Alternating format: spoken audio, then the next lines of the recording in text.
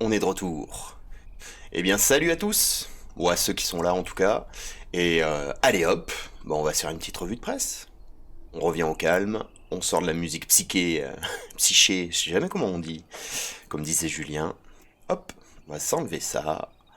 On va partir sur la revue de presse. Tiens, c'est pas celle-là, c'est celle-là. Voilà. Alors, est-ce qu'on est bien? Ouais, parfait. Ah, on va peut-être virer ça aussi. Où est-ce qu'il est? Tac. Du coup, petite revue de presse. Donc, on était sur Forêt Mail cette semaine, la lettre d'information numéro 190, qui date de février.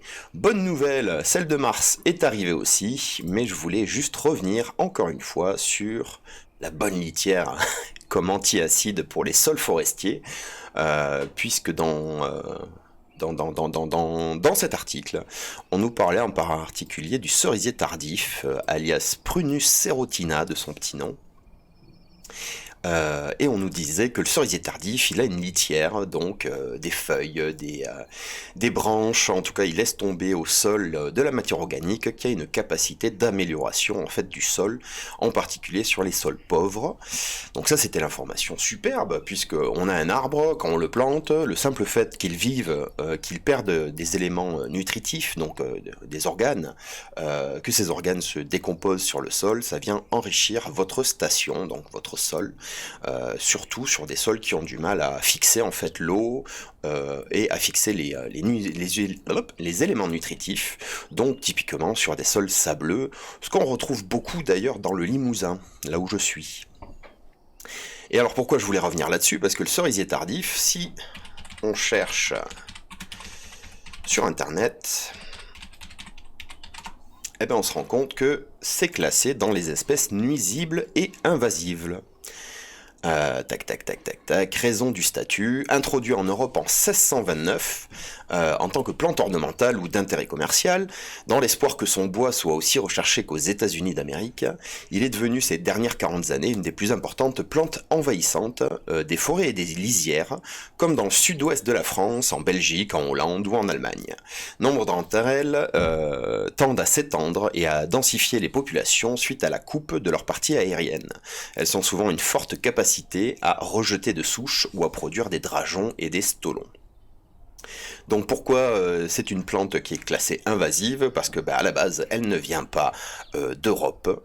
Bon, ça, vous allez me dire, ça fait presque 400 ans qu'elle a été introduite. Alors là, ça pose la question de au bout de combien de temps on peut considérer qu'une plante est invasive, est importée et qu'elle ne fait pas partie de la flore naturelle en fait de l'endroit où vous êtes. Au bout de 400 ans, est-ce que ça suffit? Est-ce qu'il faut plus longtemps? Là-dessus, on peut prendre l'exemple du tilleul, par exemple. L'exemple du tilleul, par exemple. Ça fait deux fois exemple, mais vous me comprenez. Donc le tilleul, on le voit dans les parcs et jardins, on les voit dans les maisons, on voit pas des haies, mais des bordures de routes et de chemins qui sont composés de tilleul, mais on n'a pas de tilleul, de forêt de tilleul naturelle en Europe, tout simplement parce que le tilleul, il nous vient d'Asie, sauf que ça fait, alors j'ai plus les chiffres en tête, mais plusieurs centaines d'années que les botanistes européens se sont amusés à les ramener en Europe, à en planter un petit peu à gauche et à droite, d'abord dans les jardins ornementaux, et puis ensuite ça s'est un petit peu échappé dans les jardins personnels, et donc aujourd'hui, le tilleul, c'est quand même un arbre du paysage français, en tout cas du paysage décoratif, on va dire, français, et personne ne penserait à remettre en question son statut entre guillemets autochtone, et encore moins invasif, me semble-t-il. Alors ce qui est assez rigolo, c'est que dans la pratique de destruction de cette essence, donc il est préconisé de faire de la lutte mécanisée, de la lutte chimique. Salut Marteau Pilon. Ça va bien? Du coup, je disais, ouais, il est préconisé de faire la lutte mécanisée, de la lutte chimique, de la lutte biologique, notamment avec Chondrosterum purpureum. Alors, je n'ai aucune idée de ce que c'est. On va aller jeter un œil très rapidement. Chondrosteum purpureum, c'est un champignon pathogène responsable de la maladie du plomb parasitaire, d'accord, chez des arbres fruitiers. Du coup, une maladie fongique chez des arbres fruitiers, très bien pour lutter contre apparemment une plante invasive. Oui. Je suis où? Je suis là. Non, je suis là, voilà. Et du coup, ce qui est assez rigolo, c'est que dans la pratique de destruction, ils disent aussi que dans certains cas, le cerisier tardif devient même un allié en offrant une ambiance forestière qui est favorable à la régénération du hêtre. Donc, je comprends pas pourquoi cette phrase est dans les pratiques de destruction, puisque c'est quand même un point de vue, une caractéristique sacrément avantageuse pour le cerisier tardif. Alors que me dit Marteau Pilon, vendredi donc ça va, bah oui c'est la fin de la semaine, bientôt le week-end, on va pouvoir se consacrer au jardin et aux sorties en forêt. Et moi la matinée se passe tranquillement, on a commencé avec un petit soleil qui était vraiment très discret, on a surtout regardé des nuages ce matin pour le lever du soleil, mais toujours les oiseaux à fond, et là on se fait une petite revue de presse. Ouais, qu'est-ce qu'on peut demander de mieux, hein? Après on va jouer à des jeux vidéo, une matinée fantastique. Donc pour revenir au cas du cerisier tardif, qui est considéré comme invasif dans la plupart des régions françaises, il me semble, mais qui est en même temps... J'ai mon chat qui fait nimp. Qu'est-ce que tu fais? Ouais. Du coup, une essence qui peut être sacrément avantageuse en forêt, puisqu'elle a tendance à faciliter donc la régénération de certaines essences, à venir améliorer le sol, mais en même temps, elle est invasive. Donc, comment on fait pour gérer ça au quotidien en tant que forestier, étant donné que les recommandations des espèces nuisibles et invasives, qu'est-ce qu'on a d'autre comme ressources? Tac.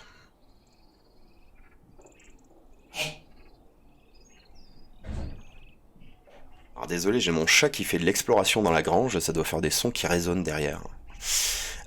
Du coup, ce que je disais, oui, quand on a des essences qui sont considérées comme invasives, et évidemment, c'est difficile de les inclure dans des documents de gestion forestière, puisque si la recommandation c'est d'éviter de les planter, d'éviter de faire des choses qui permettent leur multiplication, bah, ça va être compliqué de venir financer une plantation où il y a inclus là-dedans ce genre d'essence. Ah, il y a une voiture qui passe. En tout cas, la question se pose là-dessus, c'est si on est amené à gérer en fait des forêts qui présentent déjà Prunus serotina, donc le cerisier tardif, au sein des peuplements. Qu'est-ce qu'on fait aujourd'hui? Est-ce qu'on met tout en œuvre pour s'en débarrasser, ou est-ce qu'on essaie vraiment de l'inclure dans le plan de gestion? Moi, évidemment, je suis largement convaincu que les espèces invasives font partie en fait de la transformation des paysages. Et du coup, bah, se battre contre eux, à plus ou moins long terme, ça n'a pas trop de sens. Mais ça, c'est totalement personnel. Que nous dit le centre de ressources des espèces exotiques et envahissantes? Euh, Tac, tac, tac. Dans les zones infestées non adaptées à la gestion par écorçage, pour des raisons de sécurité, des coupes répétées pendant plusieurs années, et ce pendant la floraison, peuvent permettre à terme de faire mourir ces arbres et d'appauvrir la banque de semences contenue dans le sol. Donc là, c'est une recommandation intéressante. Par contre, ce qui est dit à demi-mot, c'est que, en gros, pour lutter contre ces essences-là, il va falloir pratiquer une lutte régulière pendant plusieurs années, voire dizaines d'années, pour être sûr de pouvoir s'en débarrasser. Alors, est-ce que, le travail en vaut la peine? Est-ce que ce n'est pas plus simple d'essayer de les intégrer dans une gestion tout en canalisant un petit peu leur nombre, leur densité au sein des forêts? Et c'est un peu la même question qui va se poser pour l'acacia, parce que l'acacia, selon les régions en France, il est considéré comme envahissant, alors que l'acacia, étant donné qu'il fait partie de la famille des fabacées, il a également des gros avantages, puisque la famille des fabacées, c'est la seule famille de plantes qui arrive à fixer l'azote atmosphérique pour l'injecter dans le sol. Et ça, c'est la seule famille de plantes qui fait ça au monde. Heureusement, la famille des fabacées, c'est une très très grande famille. Il n'y a pas que l'acacia qui est un arbre, on va dire. Il y a aussi des arbustes et des plantes herbacées. Donc les arbustes, on peut citer très facilement le genêt. Les plantes herbacées, on va arriver sur de la vesse, on va arriver sur tout un tas de petites plantes qui, elles aussi, ont cette capacité de fixer l'azote contenu dans l'atmosphère et de le synthétiser au niveau du sol en azote minéralisé que les plantes vont pouvoir utiliser. Voilà, c'était le petit retour en arrière sur le cerisier tardif, super bonne nouvelle sur le cerisier, mais on se pose aussi des questions sur comment le gérer. Salut camarades, bon retour. T'arrives juste après la première news. Du coup, par rapport à la lettre de Forêt Mail du mois de février, je pense qu'on avait vu à peu près tout. On avait parlé des scolites, on avait parlé de l'exosquelette pour les travaux sylvicoles, on avait fait un petit arrêt sur la vente de grumes de Forêt-Neuchâtel en Suisse. Les assises de la forêt, est-ce que c'est bien intéressant là tout de suite? Peut-être pas. Le CO2, la transpiration et la végétation, quelle influence sur la réaction des forêts au changement climatique? Je ne sais pas si ça vous dit. Il y a une très belle photo avec un petit photomontage qui montre une cartographie du monde à travers un lac de forêt. Félicitations à monsieur ou madame qui a fait ça parce que c'est pas cité. Est-ce qu'il est cité quelque part? Ouais, on verra. En tout cas, CO2, transpiration et végétation, quelle influence sur la réaction des forêts au changement climatique? L'article nous dit que la production primaire nette des forêts reflète leur vitalité et est susceptible d'être affectée par les changements climatiques. Donc en gros, plus une forêt va bien, plus elle a tendance à produire de la matière organique, donc des feuilles, des branches, du tronc, du diamètre. Il est essentiel de comprendre comment cette production primaire nette sera influencée à l'avenir par les changements environnementaux afin de créer des stratégies cohérentes d'adaptation et de préservation des services écosystémiques des forêts. Alors, pour rappel, les services écosystémiques, ce sont tous les services que nous rendent naturellement un peuplement forestier, sans même que l'on s'en rende compte, sans même que on ait la capacité de chiffrer exactement la quantité ou l'importance de ces services écosystémiques. Et donc, pour être très concret, une forêt, de base, elle va produire de l'oxygène, elle va servir à fixer des polluants atmosphériques, elle va filtrer l'eau, elle sert à fixer le sol, elle sert aussi à enrichir les sols sur lesquels elle se trouve. Bref, elles nous rendent tout un tas de services, sans parler du fait que ce sont des habitats naturels qui hébergent naturellement une biodiversité. Donc tous ces services écosystémiques, évidemment, si on s'en prive du jour au lendemain, on risque de perturber fondamentalement tout notre fonctionnement ainsi que la manière dont notre société est construite. C'est le fameux exemple de si les abeilles disparaissent, on a 98% de notre alimentation qui est mise en péril. Là pour les forêts, c'est un petit peu la même chose mais sur d'autres services écosystémiques. Donc dans l'article, 6 parcelles ont été sélectionnées pour faire du suivi. Elles sont installées dans des peuplements de chênes sessiles et de hêtres en Wallonie. Donc la Wallonie, c'est chez nos amis belges. Elles ont fait l'objet de simulations afin d'étudier l'impact de conditions environnementales changeantes sur la production primaire nette de la forêt et deux de ses principaux moteurs, le déficit de transpiration et la période de végétation. Alors là, qu'est-ce qu'ils ont regardé en fait en faisant un test sur 6 parcelles? C'est voir si le changement climatique, donc je suppose principalement l'augmentation de la température, influence la transpiration et la période de végétation des arbres. Ce qu'il faut savoir, c'est qu'un arbre, en effet, ça transpire, puisque sur les feuilles, il y a des petites cellules spécialisées qu'on appelle des stomates. Et ces stomates, c'est deux cellules en fait qui sont associées et qui ont la capacité de s'ouvrir ou de se fermer en fonction des conditions météorologiques. Donc en gros, c'est par là que les arbres vont respirer. Et donc forcément, s'ils respirent, ils transpirent. Et donc ces stomates ont la capacité de réguler en fait la perte d'eau ou l'entrée de CO2 au sein des organismes, des plantes et des arbres. Donc l'influence de la fertilisation par le CO2 et des opérations d'éclaircie a également été évaluée. C'est-à-dire qu'ils n'ont pas juste simulé, d'après ce que je comprends, des conditions environnementales changeantes, mais ils ont aussi fertilisé avec du CO2 et ils ont pratiqué des opérations de gestion sylvicole, donc là de l'éclaircie, donc du prélèvement d'arbres. Dans un climat changeant avec un CO2 atmosphérique constant, la production primaire nette est restée constante. Okay. L'effet négatif de l'augmentation du déficit de transpiration était compensé par l'effet positif de périodes de végétation plus longues.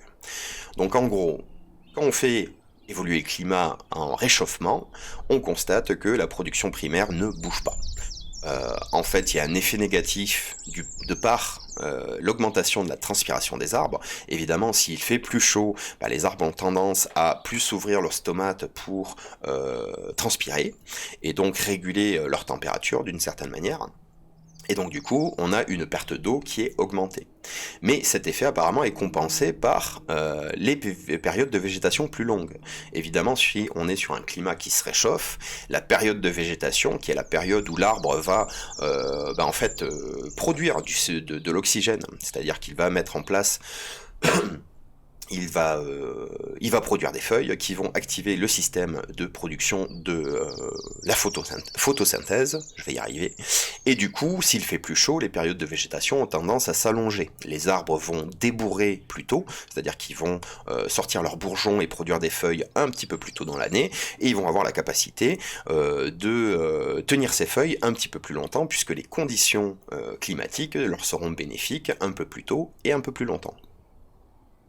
Donc si le CO2 atmosphérique évolue au cours du temps, la production primaire nette augmente par contre considérablement. En effet, plus de CO2 dans l'atmosphère, forcément plus de facilité pour produire de la matière par le biais de la photosynthèse.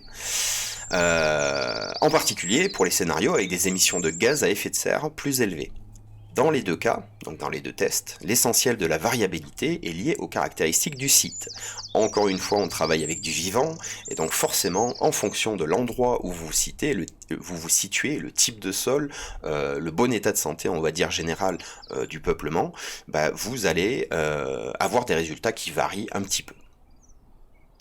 Les changements à long terme de la production primaire nette sont ainsi principalement déterminés par la fertilisation au CO2, le déficit de transpiration renforcé, les périodes de végétation plus longues et les caractéristiques du site. L'éclaircie s'est par ailleurs avéré très efficace pour réduire le déficit de transpiration, en particulier dans les peuplements dominés par le hêtre. Les forestiers pourraient régulièrement diminuer la densité des peuplements ou promouvoir la régénération des chênes, plus résistants à la sécheresse, pour limiter l'effet négatif du déficit de transpiration. Donc ça, c'est un petit peu la conclusion. En gros, gérer des peuplements qui sont bien aérés, entre guillemets, en termes de densité, et promouvoir, si possible, des essences qui sont plus résistantes à la sécheresse. On retombe sur des recommandations générales vis-à-vis du changement climatique, d'ailleurs. À noter aussi que cette étude a été faite donc sur des chênes sessiles et des chênes et des hêtres, sachant que les chênes sessiles sont quand même caractérisés par une résistance à la sécheresse et aux conditions climatiques un peu plus chaudes, les conditions climatiques qui évoluent vers une augmentation des températures et des périodes de sécheresse. Donc le chêne sessile de base, c'est un chêne qui est plutôt adapté à des conditions sèches, donc que ce soit des milieux ou des conditions climatiques. Les hêtres, par contre, eux, c'est plutôt des arbres qui ont du mal avec le changement climatique. En tout cas, pour l'instant, c'est ce qu'on craint. On les a pas encore vus s'exprimer en totalité, mais on sait que le hêtre, lui, il se développe particulièrement bien dans sa jeunesse quand il est à l'ombre déjà. Donc vous imaginez des plantations de hêtres en plein soleil, en plus avec des conditions climatiques dignes d'été caniculaires. Ça risque d'être compliqué pour le début de ces petits plants. Et ensuite, il apprécie d'avoir une humidité atmosphérique assez élevée tout au long de l'année. Alors, c'est très important pour les hêtres qu'on ait des printemps qui soient pluvieux, bizarrement parce que un printemps pluvieux bien arrosé permet aux hêtres de passer un été assez caniculaire sans trop de problèmes. Par contre, une pluviométrie répartie différemment sur l'année et un été assez sec, on va voir les hêtres qui vont souffrir immédiatement.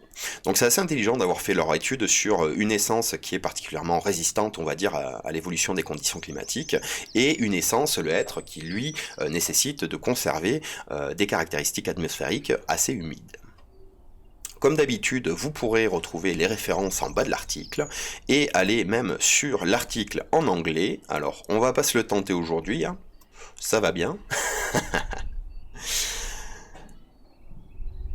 On avait vu aussi la semaine dernière la petite vidéo de recrudescence et on s'était arrêté, la semaine dernière pas du tout, c'était cette semaine, et on s'était arrêté sur quelques photos du concours photo animalière et de nature de Montier-en-Der. Et j'ai à nouveau oublié où est Montier-en-Der. Tac tac tac, Montier-en-Der.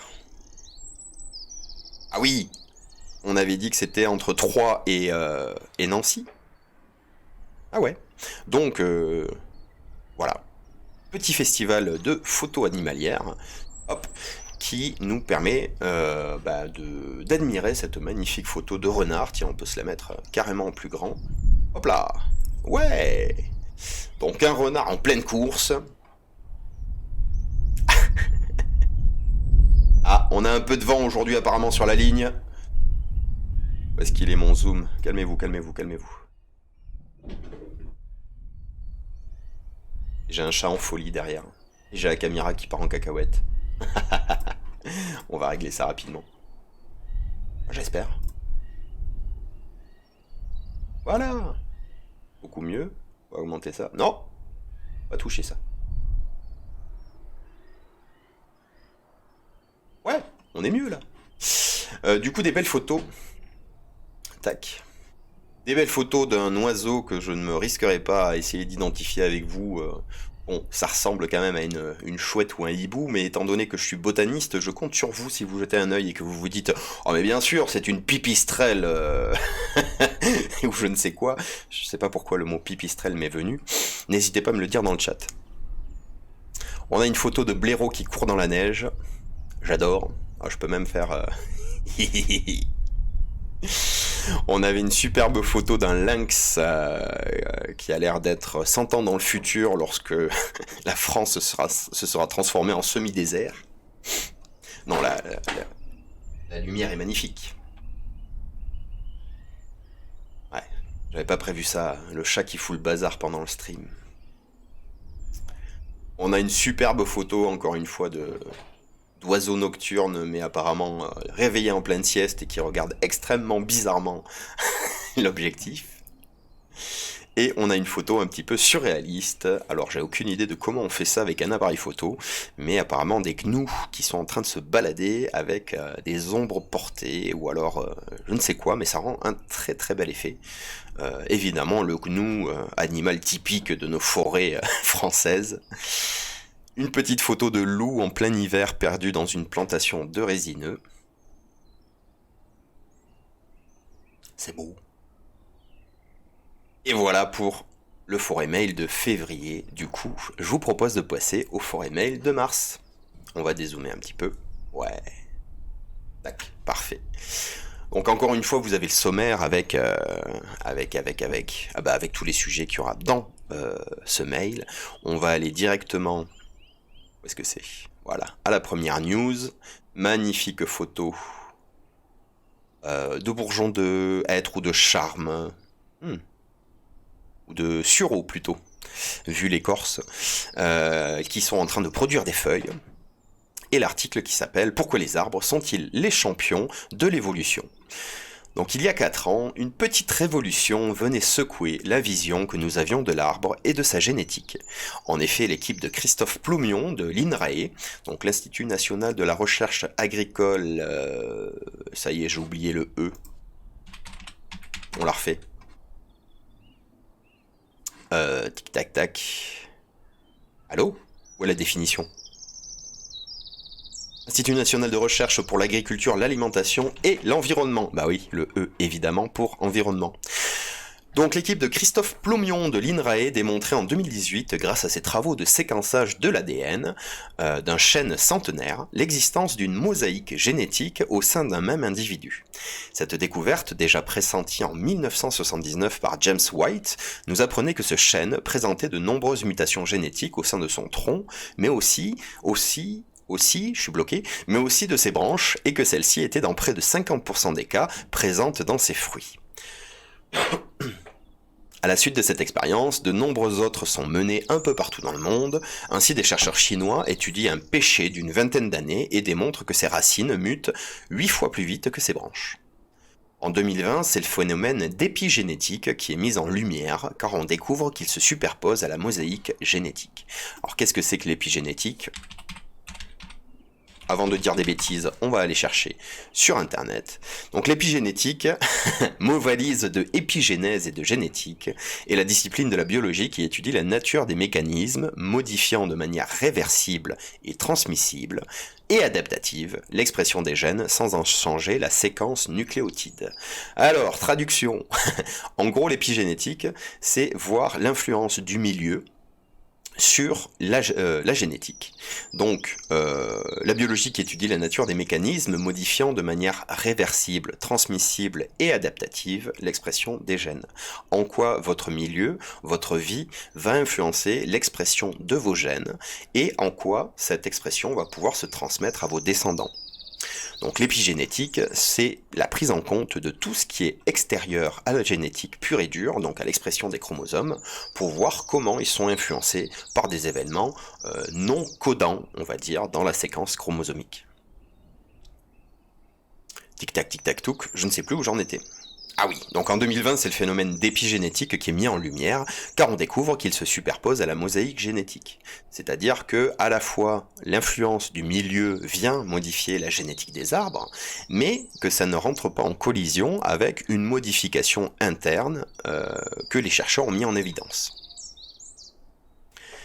Les épimutations sont des modifications chimiques de la molécule d'ADN susceptibles de moduler l'expression des gènes voisins. Ok, c'est bon, on a tout le monde là. Donc, les épimutations sont des modifications chimiques de la molécule d'ADN susceptibles de moduler l'expression des gènes voisins. Capables de compartimenter, les arbres sont donc susceptibles de favoriser les mutations et épimutations qui leur sont favorables et de les transmettre à leurs descendants. La sélection naturelle ne s'opère plus non seulement à l'échelle de l'individu, mais bien à l'échelle de l'organisme lui-même. La notion d'individu pourrait pratiquement être remise en cause car chaque branche est en réalité une colonie et chaque bourgeon peut présenter des caractéristiques qui lui sont propres.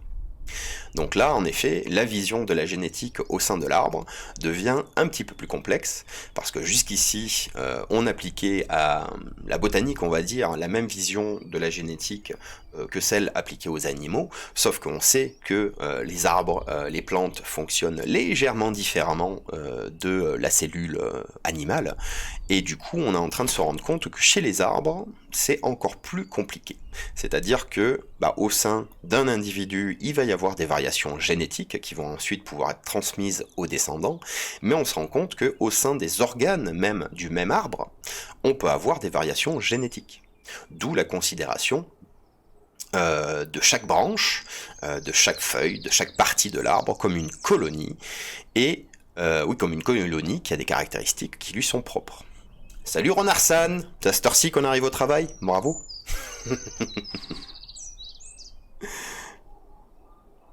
Alors, petit retour, est-ce que la voix ça va bien? Est-ce que c'est compréhensible? Est-ce que c'est agréable?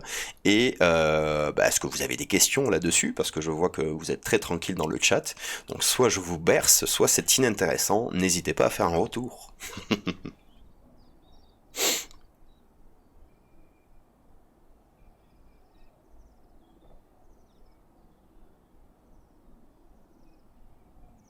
Ah, camarade, écoute, je te remercie beaucoup pour ton écoute. Dans ce cas-là, je vais continuer tout simplement.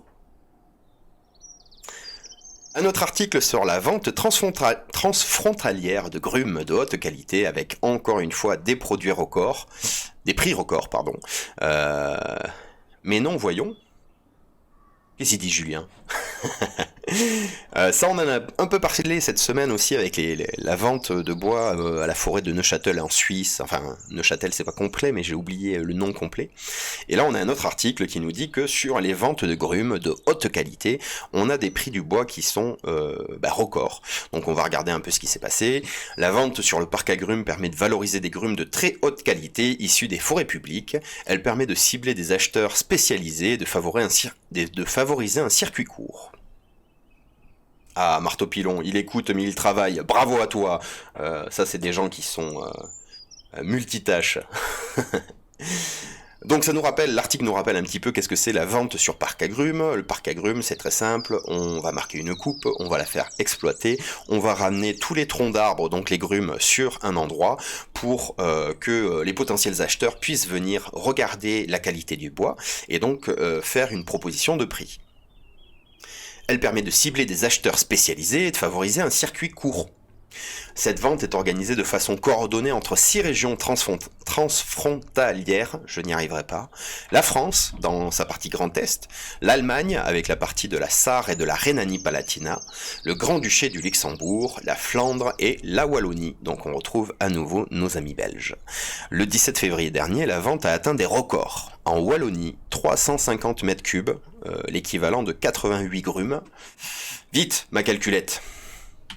350 divisé par 88, ça fait quand même des grumes qui font 3,97 mètres cubes si on fait juste une division simple et immédiate. Donc on est sur des arbres de volume très très intéressants. Pardon. Donc en Wallonie, il y a eu 350 mètres cubes, 88 grumes qui ont été exposés sur le parc agrumes. Les chênes indigènes constituaient la plus grande partie du volume, 92%. Ils étaient accompagnés de 3 érables sycomores, 5 alisiers torminaux, 2 chênes rouges d'Amérique, un noyer de Mandchourie et un orme. L'un des chênes était brogneux. Alors c'est bien là, en une phrase, l'article va me permettre de switcher sur énormément de choses, mais ça on le verra juste après. Plus de 1100 offres ont été proposées par les différents acheteurs, donc des scieurs, des trancheurs, des mérandiers, des ébénistes, des menuisiers, des négociants. Le prix moyen de vente pour les chênes indigènes en 2022 était de 1344 € par mètre cube, soit une augmentation de 66% par rapport à la vente de 2021. Vite, ma calculette. Alors,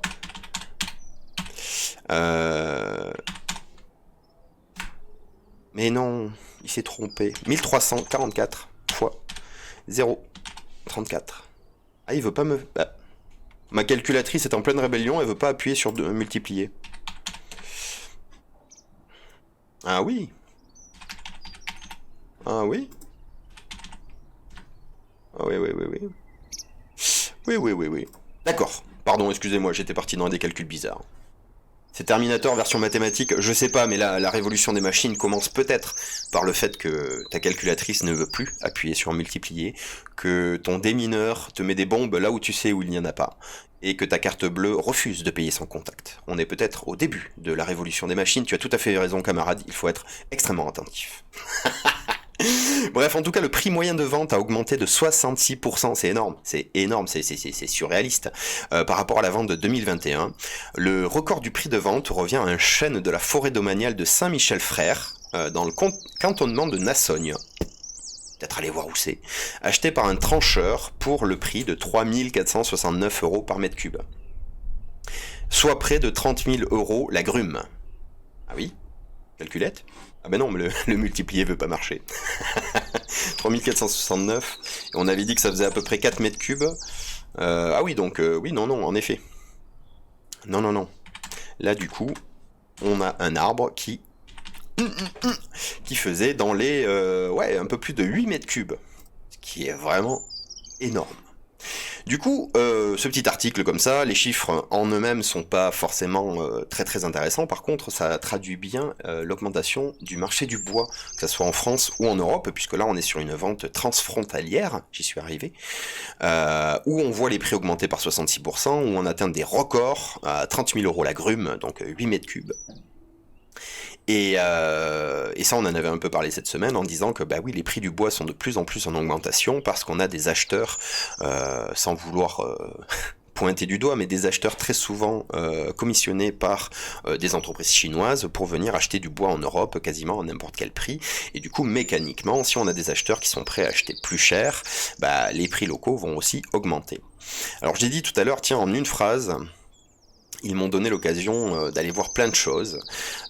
Donc les chênes indigènes, là on n'a pas le détail de qu'est-ce que c'est, mais je suppose qu'on va être sur du chêne sessile, du chêne pédonculé, qui sont les chênes les plus présents à mon avis dans le nord-est de la France, mais je peux me tromper parce que c'est pas une région que je connais sur le bout des doigts. Et on nous dit aussi qu'il y avait des érables sycomores, donc... Ah bah tiens, c'est l'occasion de vous présenter un nouveau petit site. Enfin un nouveau. On va aller sur Tela Botanica. Alors Tela Botanica, qu'est-ce que c'est? Bah tiens, qui sommes-nous? Le réseau, l'association, l'équipe, comment il se présente? Le réseau Tela Botanica, donc sa vocation, c'est de favoriser l'échange d'informations, d'animer des projets grâce aux nouvelles technologies, de la communication, et de produire des données libres de droit au service de l'ensemble des botanistes.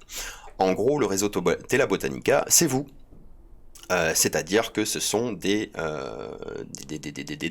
gens, voilà, des gens qui participent de manière volontaire à animer ce réseau autour de la botanique. Ce sont des fondus de botanique et ça leur a permis en particulier de mettre en place une espèce, on va dire, de flore botanique en ligne. Je sais plus comment elle fonctionne.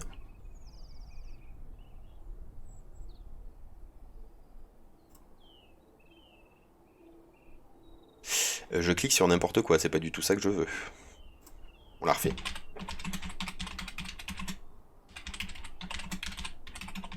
Tac, on va rentrer par là. Iflore de Tela Botanica. Voilà. Donc, bah, je l'avais sous les yeux, je pense, juste avant, j'avais pas fait attention. Quand vous êtes sur Iflore, alors camarade, est-ce que je suis écologiste? Ça dépend dans quel sens du terme. Écologue, sans doute un petit peu. Moi, je suis plutôt de formation forestière, botanique. Donc, de là à être écologiste, si tu le prends sous le terme politique, pas forcément. Sous le terme de sensibiliser et généraliste, on va dire, dans le milieu naturaliste, oui, je suis écologiste. N'hésitez pas à clipper ça et à le remettre dans des moments totalement impromptus. Du coup, on en était où? Eh ben, Iflore sur Tela Botanica, ça vous permet de taper n'importe quel nom français ou latin de plante. Donc là, je suis parti sur l'érable sycomore. Hop, il me fait plusieurs propositions, donc à partir de noms latins, puisque nous, les botanistes, on est quand même très axés sur le latin. Donc Acer pseudoplatanus, platanoides ou platanoides subespèce platanoides, donc une variété très particulière du platanoides. Vous avez aussi quoi? Ben, les noms français en dessous qui peuvent vous aider. Donc nous on cherche l'érable sycomore, Acer pseudoplatanus. En dessous on voit qu'on l'appelle l'érable blanc, l'érable des montagnes, l'érable sycomore. Et si on hésitait avec Acer platanoides, on voit en dessous qu'on ne l'appelle pas sycomore, mais qu'on l'appelle le faux sycomore. Donc attention, ne pas se planter. C'est pour ça qu'on aime parler en fait en latin. C'est parce qu'il y a un seul nom latin pour une espèce ou une essence d'arbre, alors qu'on peut avoir plein d'appellations communes qui peuvent induire en erreur. Donc on clique sur la fiche d'Acer pseudoplatanus. Et non, camarade, je ne suis pas politisé, et l'idée ce n'est pas de faire de la politique ici, c'est plutôt de parler de nature, de s'intéresser, d'être curieux, d'aller gratouiller à gauche et à droite, sachant qu'on en est au tout début du concept que j'aimerais mettre en place. C'est encore très bancal, je vous l'avoue, mais on commence la journée en regardant le soleil, donc le très grand, on s'intéresse un petit peu aux actualités botaniques, et j'espère que pour la semaine prochaine, j'aurai mis en place la fameuse loupe binoculaire qui nous permettra d'aller voir des parties de plantes en très gros plan. Si on revient à Tela Botanica, ben, qu'est-ce qu'on a sur ces fiches? On va avoir des informations un petit peu techniques sur comment le reconnaître. Alors une description, arbre élevé à écorce lisse, grandes feuilles, vertes, glabres en dessus, blablabli, blablabla, tout ce que vous pouvez trouver dans une flore. Ce qui nous intéresse sur le moment, alors ça peut être par exemple la répartition géographique, mais moi j'aimerais vous montrer donc les illustrations. Donc vous pouvez cliquer sur voir plus ou compléter. Hop là, et vous allez tomber sur tout un tas d'illustrations de l'essence, qu'est-ce qu'on disait? Érable sycomore, voilà. Donc vous voyez qu'il y a un petit lecteur, les fleurs, les feuilles, les fruits, l'écorce, le port général de la plante ou le rameau, ce qui vous permet de sélectionner des photos en fonction de ce que vous voulez observer. Donc on peut regarder... Eh ben ciao camarade, merci d'être passé, et puis à bientôt, les lundis, mercredis, vendredi matin, si tu souhaites revenir, ça sera avec grand plaisir, et on échange. Kenny Perma, est-ce que tu pourras... Qui me demande si je pourrais observer la vie du sol. Moi, tu sais, je suis botaniste. Hein. Tout ce qui est vivant dans le sol... Pardon. Tout ce qui est mouvant dans le sol, c'est plus compliqué. Mais pourquoi pas, on peut envisager des choses. Je sais pas à quoi tu pensais exactement, qu'est-ce qui t'intéresserait de regarder, si c'est les colamboles, les petits vers de terre, les choses comme ça. Après le souci c'est que je ne suis pas de formation animale on va dire, donc j'ai plutôt peur que si je prends des organismes vivants et mouvants pour les observer sous une loupe binoculaire, ça va se finir en catastrophe. Il y aura plus beaucoup de vie au bout d'un certain moment. Et si je reviens au lecteur, donc on peut regarder le port général de l'arbre, l'érable sycomore, paf, on arrive sur de très belles photos, donc là on a un port typique d'un arbre isolé, petite analyse, tiens, forestière d'image, ce qu'on peut voir, donc c'est un arbre isolé, je sais pas trop dans quoi, on dirait une lande, impression d'avoir des rhododendrons à l'arrière, ou peut-être de la calune, on peut zoomer un peu. Ouais, non, de la myrtille peut-être, ou des rhododendrons tout autour. Donc on est peut-être sur un milieu un peu montagnard. Hop là. Et donc qu'est-ce qu'on voit? Parce que je vous disais, c'est typique d'un arbre qui a poussé isolé. Bah, on voit qu'il y a un tronc principal, comme chez les feuillus généralement, mais que les branches commencent dès quelques dizaines de centimètres sur ce tronc. Et donc en fait, on a un arbre qui a plutôt une forme de pommier. Et ça, c'est typique des arbres qui ont grandi isolés, c'est-à-dire qu'ils n'avaient pas de végétation ou de congénères à côté pour les guider vers le haut, on va dire. Ils avaient toute la place pour développer des branches à partir du moment où il a commencé à pousser, et donc on a une forme plus ou moins arrondie, avec des branches présentes depuis la base du tronc jusqu'en hauteur. Si on regarde le même arbre en forêt, est-ce qu'on a ça? Qu'est-ce que je fais? Oui, tac. Allô? Ça y est, c'est la révolte. Ah, il n'y a pas beaucoup de photos de l'arbre en entier. Mais là, par exemple, oui... Ah ouais, non, c'est un très mauvais exemple. Bref, donc, quelques photos qui vous permettent de vous faire un petit peu plus à l'idée de l'arbre ou de la plante que vous ne connaissez pas. Si on regarde son écorce, on a des très belles photos d'écorce qui mettent un temps de folie à apparaître. Je me demande bien pourquoi. Hop, on va accepter ça. Ah, voilà. Donc là, on peut voir des exemples d'écorce, ce qui est toujours très pratique parce qu'il y a peu d'ouvrages à ma connaissance qui font une classification des arbres à partir de leur écorce, sachant que ce sont des critères qui sont parfois un petit peu difficiles à décrire à l'oral. Alors Kenny observait la différence entre un sol forestier et domestique. Je suis pas sûr que ça puisse se voir immédiatement en fait à la loupe binoculaire. En tout cas, je suis pas sûr qu'on puisse voir des choses qui soient intéressantes déjà et qui nous permettent de discriminer aussi facilement, on va dire, tiens, ça c'est un sol forestier, ça c'est un sol domestique. Ensuite, ça dépend ce que tu appelles domestique. Est-ce que c'est au jardin? Est-ce que c'est la pelouse devant chez toi? Alors, très simplement, entre un sol forestier et un sol domestique qui n'est pas exploité, on va dire, par un jardin ou une activité agricole quelconque, on va avoir une différence majeure, c'est que il y a énormément d'apport de litière au sol, donc on a généralement un sol qui est d'abord composé d'une litière très très épaisse, plus ou moins épaisse, et ensuite un sol, les premiers horizons du sol en fait, qui vont être plus colorés, mais ça va pas forcément jouer sur la structure et la texture de ton sol. Alors là, on rentre dans des concepts de pédologie.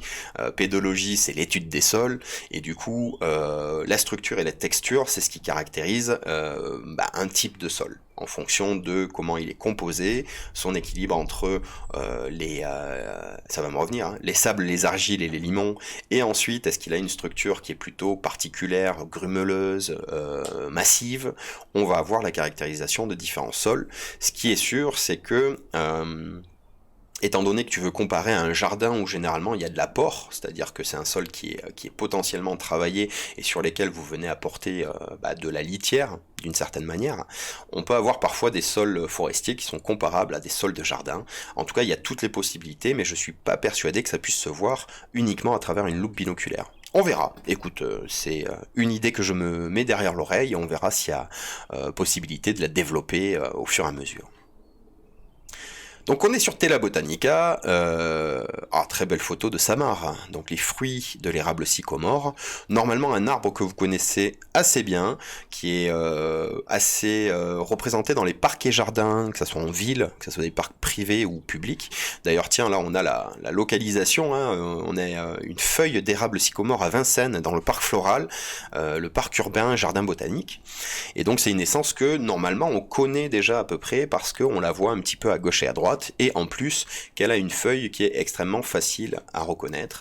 Symbole du Canada. Alors, est-ce que le symbole du Canada c'est le sycomore ou une autre espèce? À voir. Une petite recherche Google. Le castor. Ah, on s'est trompé. Le symbole de l'érable. Blablabla. Bla, bla, bla. Ah, ça doit être... ça doit être l'érable à sucre. La feuille de l'érable à sucre qui est le symbole du Canada. Ce qui se tient, hein, vous allez me dire. Ah tiens, c'est quoi les... C'est quoi le nom de l'érable à sucre? Bah, tout simplement Acer saccharum. Donc à travers son nom latin, on sait déjà de quoi on parle. Acer, c'est le nom de la famille, du genre des érables. Et ensuite saccharum, donc en hommage à la saccharose, je suppose, qui nous indique directement dans son nom qu'on va pouvoir mâchouiller, je ne sais pas d'ailleurs, sa sève plutôt, hein, pour se régaler les papilles. Donc, l'érable à sucre, un cousin de l'érable sycomore, que nous étions en train de regarder. Tiens, on va enlever des onglets. Calmez-vous, calmez-vous. Ensuite, on nous parle des alisiers torminaux. Alors pareil, on va revenir dans iflore, on va rentrer alisier torminal.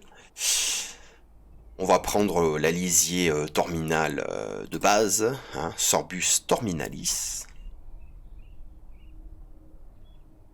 On me demandait il y a pas longtemps si on pouvait faire du sirop d'érable avec nos érables français. C'était mignon comme question.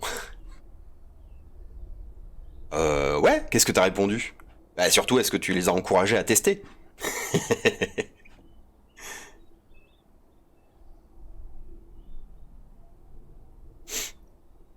Et du coup, si on revient sur notre sorbier terminal, bah encore une fois, on va aller jeter un petit coup d'œil aux photos, parce que les photos, c'est la vie.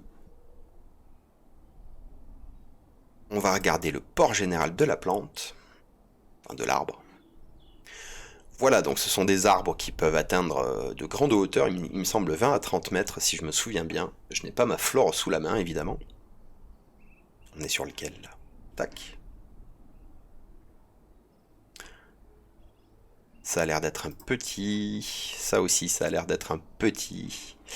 Et du coup, si on regarde la feuille de l'alisier terminal, elle est extrêmement facile à repérer en forêt. On peut s'amuser à y voir des caractéristiques un peu de l'érable sycomore, c'est-à-dire que c'est une feuille qui est très découpée, mais il y a une certaine symétrie et je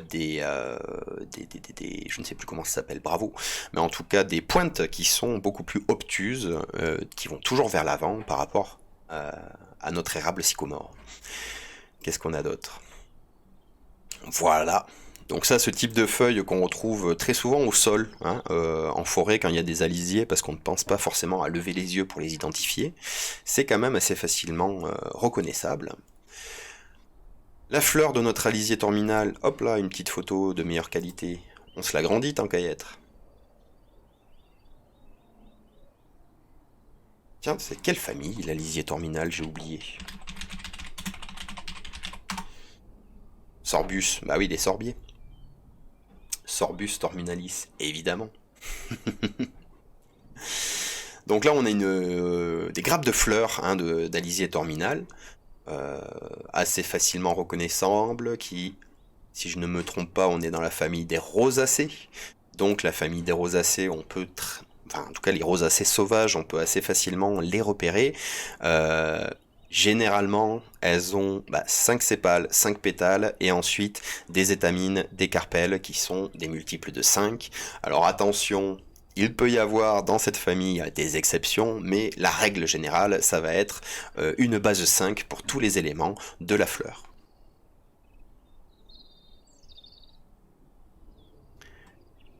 On peut jeter un coup d'œil rapide aux fruits, qui sont des petites drupes, me semble-t-il. Est-ce que c'est des drupes? Fruits marrons, blablabla. Ah, c'est pas précisé. Moi, je chercherai ailleurs. Et ces fruits sont très appréciés des petits mammifères, des oiseaux ainsi que des blaireaux, qui jouent un rôle important dans la dissémination des graines à travers leurs excréments enterrés, qui contiennent les graines, nous dit Wikipédia.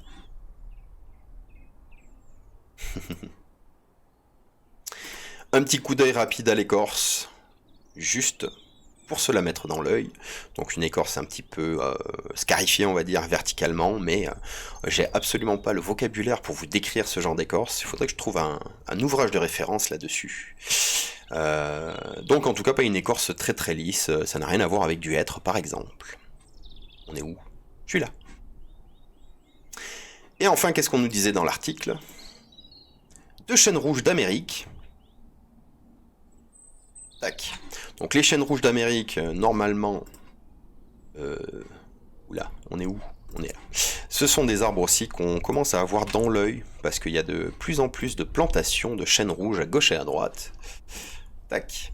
Et c'est un chêne qui a également une feuille qui est particulièrement reconnaissable. On va commencer par elle d'ailleurs. Oula, elles sont pas très belles celles-ci. Voilà, donc de très très grandes feuilles. Quand je dis très grandes, ça peut être la taille de ma tête.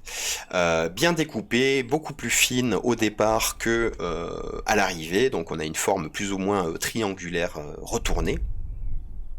Ça, ce genre de feuilles, bah tiens, il y a que des feuilles d'hiver. C'est marrant ça. On les voit pas vertes. Ah si, là on a une photo où on les voit vertes. Voilà, donc là on a un beau panel de chêne rouge, de feuilles de chêne rouge, sachant qu'il est appelé comme ça parce que au moment de l'automne, il se colore. Alors c'est un magnifique arbre décoratif aussi, hein.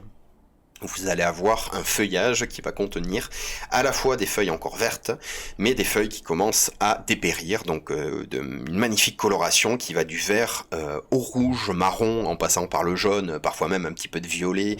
Enfin bon, voilà, on a vraiment un arc-en-ciel de couleurs entre le rouge et le vert au moment où cet arbre perd ses feuilles. Et pour en avoir fait l'expérience, si vous voulez faire un petit peu de land art, donc des décorations à base d'éléments naturels, septembre, octobre, novembre, ramasser des feuilles de chêne rouge à différents stades de coloration. Ça vous permet d'avoir un stock de décoration, on va dire, je ne sais pas moi, de tableaux, d'objets, de différentes choses, avec une palette de couleurs assez exceptionnelle. Et enfin, un noyer de Mandchourie. Alors ça, je n'ai aucune idée de ce que c'est. Je suppose... Ah, là, on est mal. Il ne trouve pas noyer de Mandchourie. Est-ce que Wikipédia peut nous en dire plus? Juglans mandchourica. Alors, est-ce qu'on l'a? Est-ce qu'on l'a?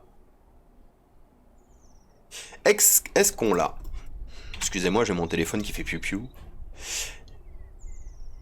Et là, on se rend compte que Juglans mandchourica n'est pas présent dans la base de données de Tela Botanica. Pourquoi? Parce que Tela Botanica, et en particulier iFlore, c'est basé sur les essences et les espèces qu'on peut trouver en France métropolitaine, me semble-t-il. Et du coup, peut-être que Juglans mandchourica n'a pas encore été intégré à une essence présente en France. Que nous dit Wikipédia de base là-dessus, hein? Arbre à feuilles caduques de la famille Juglandacées, donc de la famille des noyers, originaire de l'Asie orientale, Chine, Extrême-Orient russe, Corée du Nord, Corée du Sud, il peut atteindre 25 mètres de hauteur, blablabla. Bla bla bla. Donc une description des feuilles, des synonymes et pas beaucoup plus d'informations là-dessus. Très bien, une essence à creuser encore une fois.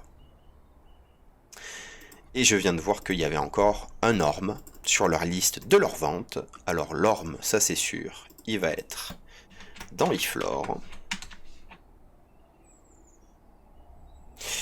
Alors, ça nous dit un orme, mais on nous précise pas lequel. Donc du coup, que prendre dans cette énorme liste? On va partir plutôt... Il est où d'ailleurs? Tiens, recherche de base. Si je tape orme dans Wikipédia, qu'est-ce qu'il va me sortir en premier? D'accord. Le genre des ormes, très bien, la famille des rosales, mais il ne me sort pas d'essence particulière. Bon, écoutez, on va prendre Humus glabra, me semble-t-il.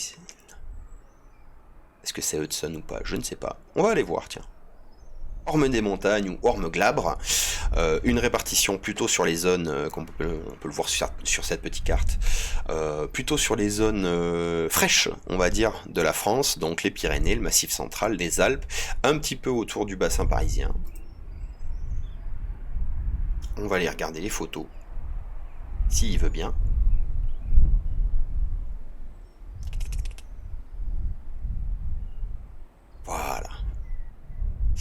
Est-ce qu'on a une photo générale? Voilà, donc un arbre arbuste, on va dire, plutôt arbre si on le laisse se développer, mais généralement, je vais peut-être m'avancer beaucoup, mais c'est une essence qui n'est pas forcément énormément intégrée dans la gestion forestière. En tout cas, dont les débouchés sont plus que difficiles ces derniers temps. La feuille est assez... Mais c'est pas la feuille, ça. La feuille est assez facile à repérer. Là, elle est en entier, c'est mieux, tiens. On va la regarder comme ça. Donc une feuille où vous pouvez voir sur celle de gauche une caractéristique très facile à repérer, c'est qu'on a un décalage entre la base du limbe de la feuille sur la partie gauche de la nervure et la base du limbe sur la partie droite. Donc à partir du moment... Il n'y a plus d'oiseaux? Pourquoi il n'y a plus d'oiseaux? Il n'y a plus d'oiseaux, j'avais pas remarqué. On va se remettre des oiseaux. N'en bougez pas.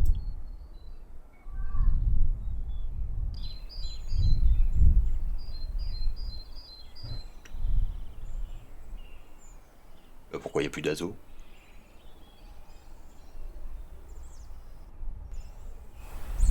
Allô? Mais c'est scandaleux tout ça. Allô? Attends, tout a claqué ou quoi? Allô? Ah là là là là. Attends, tout a claqué ou quoi? Allô?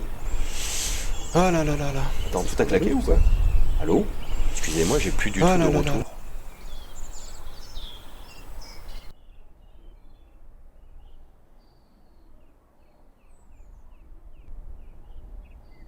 Qu'est-ce qui se passe-t-il? Qu'est-ce qui se passe-t-il? Qu'est-ce qui se passe-t-il? Qu'est-ce qui se passe-t-il? Allô? Est-ce qu'il n'y a que moi qui n'ai plus de retour? Ou est-ce que vous non plus, vous n'entendez plus depuis 10 minutes? Ah, j'adore moi qui n'ai plus de retour. Est-ce que vous non plus, la première semaine, ça a été scandaleux. Ah, j'adore moi qui n'ai plus de retour. Est-ce que vous non plus, la première semaine, ça a été scandaleux. Ah, j'adore moi qui n'ai plus de retour. Est-ce que vous non plus, la première semaine, ça a été scandaleux. Oui, excusez-moi, là j'étais en boucle. Je suis désolé, mais je m'excuse, mais je m'entends plus en retour. J'ai mon casque qui a décidé de péter un câble.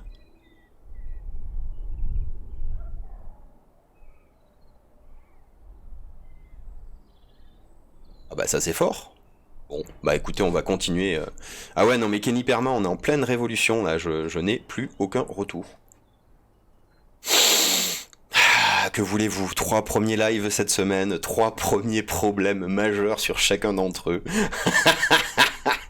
Eh oui, eh bien il faut bien se former à ce nouveau métier. Hein.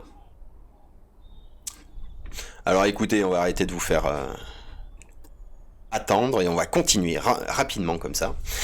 Donc je disais l'orme, oui, très facile à reconnaître sur cette feuille qui est un petit peu allongée, qui peut faire penser à la feuille de noyer, qui peut faire penser à la feuille de hêtre de charme, avec ces petits découpages, donc ces petites dents sur le bord du limbe, avec un bout du limbe qui est beaucoup plus pointu, mais surtout au départ un décalage du limbe entre la partie gauche de la nervure et la partie droite. Donc ça fait un petit peu comme le haut d'un cœur, mais un cœur un petit peu difforme. Bon.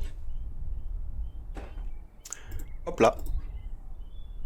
Qu'est-ce qu'on a d'autre? Bah sur le fruit, on va avoir des grappes de fruits qui sont assez esthétiques, qui vont varier selon le temps, la coloration bien sûr, et qui se développent par grappes sur les bourgeons. C'est une belle chose à remarquer.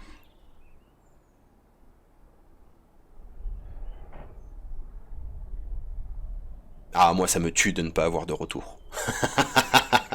On va peut-être passer à la news suivante. Quelle heure est-il? Ah, 8h58. Est-ce que vous en avez marre ou est-ce que vous voulez que ça continue un petit peu? Est-ce que vous voulez qu'on passe à la partie jeu ou est-ce qu'on se fait quelques petites news supplémentaires? Sachant que le prochain sujet, c'est la finance, ennemi ou ami des forêts. Grand sujet, vaste débat.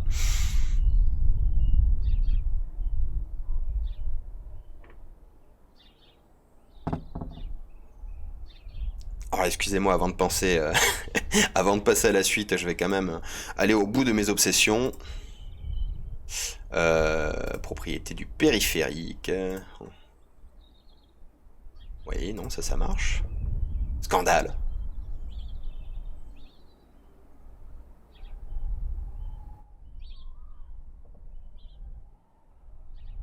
Oh, j'essaye deux, trois trucs et si ça ne marche pas... Allô? Allô? Alors c'est pas à vous que je dis allô, c'est à mon ordinateur en fait. Il veut pas. Détection des problèmes, vérification de l'état. Oui, oui, oui. On va faire suivant. Oui, les améliorations audio.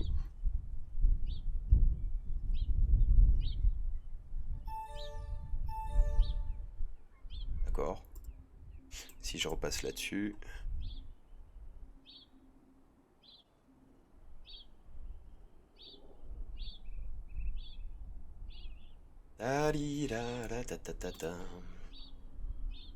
D'accord, bah aucune idée de ce qui se passe. Voilà, c'est la révolution des robots, clairement.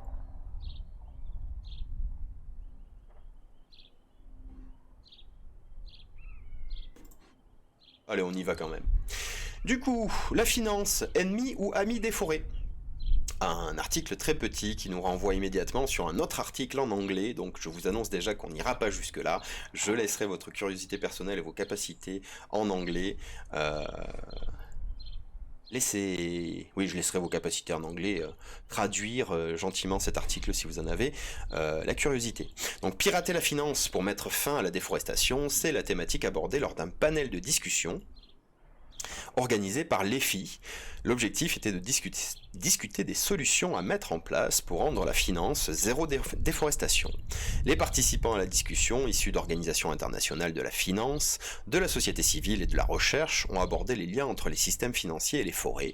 Quels sont les challenges et opportunités? Comment aborder ces problématiques dans leur travail? Qu'est-ce que la finance durable?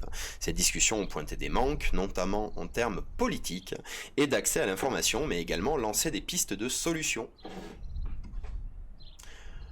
Très rapide hein, comme article. Et alors tout est en anglais. Ah, avec plein de vidéos, si on veut aller voir les participants à ce... C'était quoi, un sommet? Une rencontre, une réunion? Et alors surtout, moi ce que je me demande, c'est quoi l'EFI? European Forest Institute Pan-European Resilience Program. Voilà, tout à fait. Là, vous avez vu mes capacités en anglais. Donc, l'Institut de forêt européen et transeuropéen. Ouh là là. Le programme de résilience transeuropéen de l'Institut forestier européen. Donc, l'EFI. Très bien, magnifique, bravo, félicitations. Je me reprends un petit peu de thé parce qu'il fait frais, mais je ne vous lirai pas tout cet article. En gros, moi, ce que j'en comprends à travers le résumé, c'est que la question de la finance et savoir si cette finance peut bénéficier ou être un frein à la production et à la gestion forestière, ça en est encore au stade de question, puisque dans l'article, tout ce qui nous est listé, c'est des questions. Quels sont les challenges et opportunités, comment aborder ces problématiques et qu'est-ce que la finance durable. Donc on en est au début de la réflexion, ce qui est dommage parce qu'il y a pas mal de gens qui se sont déjà exprimés sur le sujet et qui traduisent que la finance peut être une amie des forêts. Je rentrerai pas dans le détail parce que je n'ai absolument pas préparé ce sujet, mais des pistes à chercher en tout cas et des réponses à trouver. Ah, ça fait du bien. Encore un petit article. Ah, planter des arbres et restaurer des milieux naturels, est-ce la meilleure solution? Donc là, on a une très belle photo de plantation où on voit qu'il y a eu une exploitation qui a laissé donc les souches en place, ce qui est plutôt bon signe, parce qu'en fait quand vous allez dessoucher un terrain, vous allez perturber en profondeur les différentes strates du sol, vous allez mélanger tout ça et donc vous cassez la capacité de votre sol en fait à recycler la matière organique, à être vivant et à accueillir toutes les petites bestioles, champignons, bactéries qui participent à ce phénomène de minéralisation de la matière organique. L'article nous dit que le manque de temps et de moyens constitue un frein majeur à la gestion de la crise climatique. Ça commence fort. Les solutions fondées sur la nature, comme la protection, la bonne gestion ou encore la restauration des écosystèmes, peuvent jouer un rôle significatif dans l'atténuation des changements climatiques, mais chacune à sa manière, et l'une ne vaut pas l'autre. Alors que les stratégies d'atténuation mises en place privilégient en général la restauration des milieux, donc campagne de plantation, programme de restauration d'habitats naturels, eh bien cette étude nous montre que les mesures plus simples consistant à protéger ou à mieux gérer les milieux naturels existants se montrent plus efficaces et moins coûteuses. Pour ce faire, les chercheurs se sont appuyés sur 4 critères pour prioriser les actions à mettre en œuvre: leur potentiel d'atténuation, l'horizon temporel auquel le résultat peut être attendu, et leur rapport coût-bénéfice et les co-bénéfices qui peuvent être attendus. Oula, beaucoup de choses à dire là-dessus.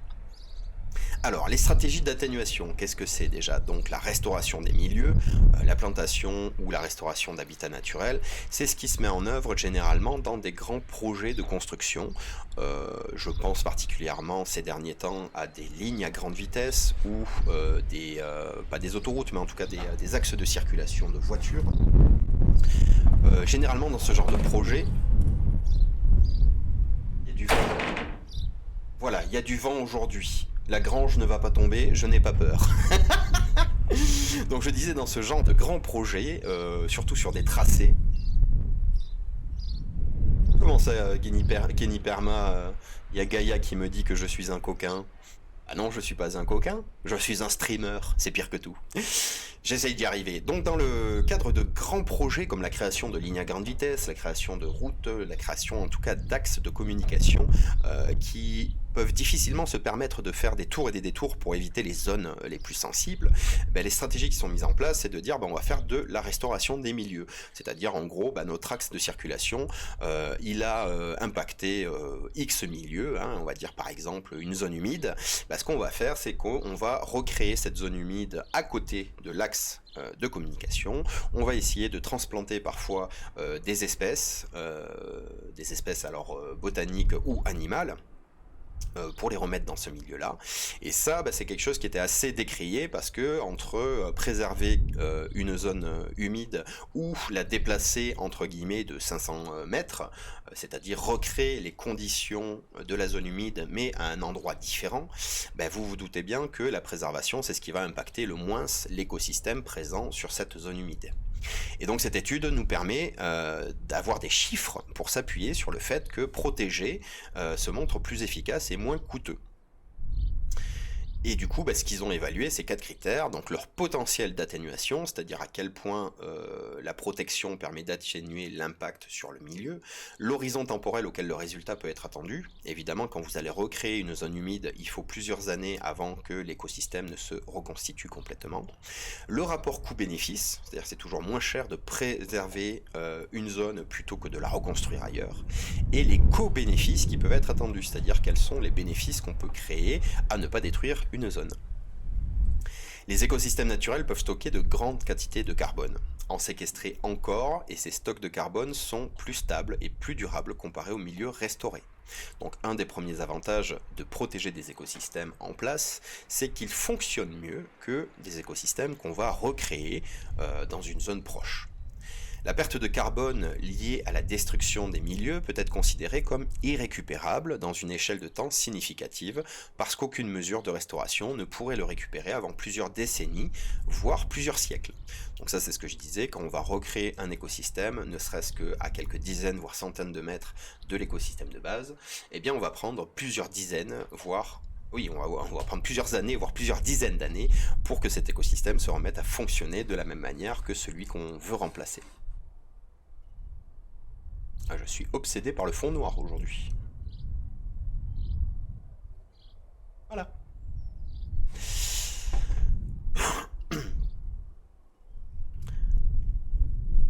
Alors du coup, oui, la destruction de ces milieux peut être considérée comme irrécupérable dans une échelle de temps significative parce qu'aucune mesure de restauration ne pourrait le récupérer avant plusieurs décennies, voire plusieurs siècles.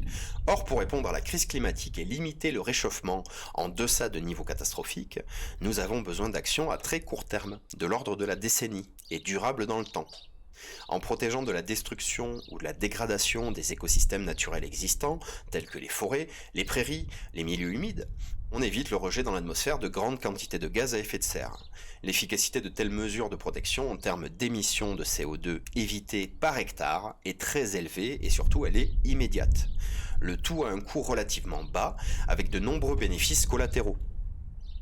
La priorité de nos actions devrait donc être accordée à la protection des milieux naturels, puis à l'amélioration des pratiques de gestion, parce qu'elle offre toujours un potentiel d'atténuation à coût plus réduit que les mesures de restauration, et son action est assez immédiate. Par exemple, en adoptant des méthodes de récolte à impact réduit, on peut réduire de moitié les émissions liées à l'exploitation forestière. Ouais, petite phrase intéressante, hein. En adoptant des méthodes de récolte à impact réduit, on peut réduire de moitié les émissions liées à l'exploitation forestière. L'adoption de meilleures pratiques de gestion est par ailleurs favorable à la préservation de la biodiversité. Elle permet de maintenir l'activité de production et n'impose pas de changement d'affectation des terres. Les mesures de restauration ne viennent qu'en troisième position du classement. Si elles peuvent offrir un potentiel d'atténuation substantiel, par exemple via la restauration d'un couvert forestier ou de milieux humides, elles ne permettent pas de compenser de façon simultanée la perte de grandes quantités de carbone liées à la destruction ou à la perturbation des milieux naturels existants, parce que ces mesures de restauration s'accompagnent en général de rejets initiaux de gaz à effet de serre qui nécessitent parfois des décennies voire des siècles pour être compensés et que le stockage du carbone ne se fait ensuite que très progressivement. Donc là, la fin de l'article nous explique pourquoi finalement c'est plus intéressant aussi de protéger que de restaurer. C'est parce qu'un écosystème que l'on protège, c'est un écosystème qui fonctionne, donc qui en gros c'est un moteur qui est lancé. Un moteur de captation à CO2, que ce soit une forêt ou une zone humide ou une prairie. Dans tous les cas, on va avoir de la captation de CO2, et une prairie, une forêt, une zone humide qui fonctionne bien, c'est une prairie, une forêt, une zone humide qui fixe du carbone de manière régulière. Alors, à différentes hauteurs, en fonction de la quantité évidemment de plantes qui sont présentes, on a un volume en biomasse qui est bien inférieur sur une prairie que dans une forêt. Par contre, ces plantes de prairie participent aussi à la fixation du CO2. Et donc quand on va recréer en fait, quand on va compenser une zone qu'on a détruite, eh bien on va casser ce moteur de captation de CO2, et le temps que l'écosystème se remette en marche, entre guillemets, eh bien on a toute une période où il va capter beaucoup moins de CO2. Alors, s'il y avait des forestiers là tout de suite en face de moi, ils me diraient oulala, calmez-vous, parce qu'en fait, les forêts, c'est un peu particulier. Quand on les plante, on sait qu'elles ont tendance à capter beaucoup plus de CO2 quand elles sont jeunes que quand elles sont vieilles. Mais apparemment, le fait de détruire des forêts et d'essayer de les restaurer, ça ne permet pas non plus de compenser cet impact-là, et ça reste toujours très, en tout cas beaucoup moins intéressant que de protéger ce milieu forestier. J'espère que c'était assez clair, sachant qu'on rentre sur des concepts un petit peu forts de captation de CO2, d'impact du CO2 sur notre environnement. Mais j'espère que c'était compréhensible de toute manière, quand même. Petite question là-dessus? Même pas? Du coup, ça nous permet d'arriver sur un deuxième article. Enfin, un autre article. Ah, Eramil, salut! C'est clair, merci. Merci pour ta première fois sur le chat. J'ai vu que tu avais souscrit il y a peu, je n'ai pas eu le temps d'aller regarder ce que tu fais, mais je prendrai le temps dans les jours qui viennent de découvrir, parce qu'Eramil, lui aussi, s'amuse à se mettre en scène sur Twitch. Donc, si vous avez de la curiosité, allez voir son profil. Un autre article qui s'intitule « Adapter nos pratiques sylvicoles, une nécessité pour la forêt de demain ». Actuellement, la forêt est mise à rude épreuve en raison notamment des changements climatiques, des sécheresses estivales, des hivers doux, favorables aux pullulations de ravageurs. Toutefois, le dérèglement climatique est-il le seul en cause? D'après les auteurs de cet article, il révèle plutôt des écosystèmes forestiers fragilisés par des pratiques sylvicoles focalisées essentiellement sur la production de bois. Alors, d'ailleurs, Eramil, t'es le premier à utiliser des émoticônes dans le chat, puisque moi j'en ai pas encore, évidemment, ça débute. Donc merci d'égayer le chat avec des émoticônes, c'est super cool. Vas-y, lâche-toi, mets-en partout. Intro de l'article qui est plutôt dedans, c'est-à-dire la forêt en ce moment ça souffre. En effet, il y a le réchauffement climatique, mais par contre, il n'y a pas que le réchauffement climatique, il y a aussi il y a aussi nos pratiques sylvicoles qui vont venir fragiliser en fait nos peuplements par rapport à un dérèglement climatique. Donc aujourd'hui, la forêt française fixe moins de carbone par unité de surface. De plus, l'exploitation des peuplements dépérissants est émettrice de CO2. Évidemment, un peuplement qui dépérit, il ne fixe plus le carbone, donc son exploitation revient à émettre du CO2. Les modes de sylviculture influencent l'intégrité fonctionnelle de l'écosystème forestier. Intégrité qui, à son tour, nuance les effets du dérèglement climatique. Un traitement de fond des causes du dépérissement forestier est donc nécessaire. Et pour cela, des pratiques sylvicoles prenant davantage en compte le fonctionnement des forêts dans leur ensemble sont essentielles. Adéquation entre l'essence et la station, donc c'est-à-dire entre le peuplement, l'espèce qui est présente et la station, donc c'est le site où ce peuplement est posé. Donc adéquation entre l'essence et la station, les peuplements mélangés et hétérogènes, régénération naturelle permettant d'accroître la diversité génétique, rétablissement de l'équilibre sylvogénétique par la préservation d'essences compagnes, adaptation des peuplements au bilan hydrique de la station, limitation du tassement des sols, préservation de leur alimentation en eau et dans tous les compartiments de l'écosystème, conservation de la biodiversité. Donc vous voyez que le cahier des charges est quand même sacrément fourni. Si on reprend un petit peu, les pratiques sylvicoles doivent prendre plus en compte le fonctionnement des forêts comme un écosystème, comme un ensemble et comme des relations qui sont intriquées les unes avec les autres. Donc déjà avoir des essences qui sont adaptées au lieu où on les plante. Ensuite, voir l'avantage d'avoir des peuplements mélangés ou hétérogène en tout cas, axé sur de la régénération naturelle, parce que comme on le sait, la régénération naturelle, c'est des graines, donc c'est issu d'une reproduction sexuée, donc il y a un mélange des chromosomes, donc il y a une augmentation de la diversité génétique. Et forcément, si on augmente la diversité génétique, on augmente les probabilités d'avoir des arbres qui sont mieux adaptés au changement climatique qu'on peut être en train de vivre. Rétablissement d'un équilibre sylvogénétique, donc là on parle de l'équilibre entre le gibier et les peuplements forestiers. C'est-à-dire qu'il ne faut pas que nos peuplements forestiers souffrent de la présence de trop de gibier, mais en même temps, il ne faut pas que les peuplements forestiers soient totalement interdits au gibier, puisque c'est quand même leur habitat naturel et leur principale source d'alimentation. Arrivé. Et donc rétablissement de cet équilibre sylvogénétique par la préservation d'essences compagnes. Qu'est-ce que c'est des essences compagnes? En tout cas c'est comme ça que moi je le comprends.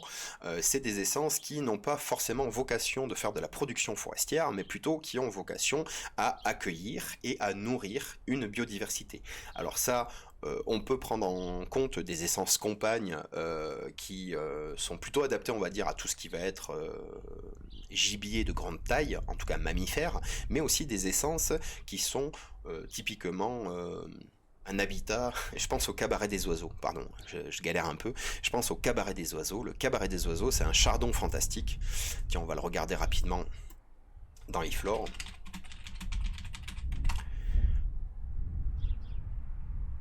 Dipsacus fulonum, tout à fait, paf.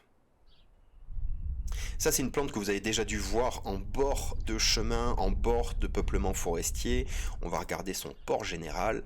Bravo. Pas terrible. Est-ce qu'on a une photo qui représente bien le machin? C'est ma connexion qui patine ou ça? Ah, bon, pas terrible. Ça. Ouais, pas mal, pas mal. On va la mettre en plus grand.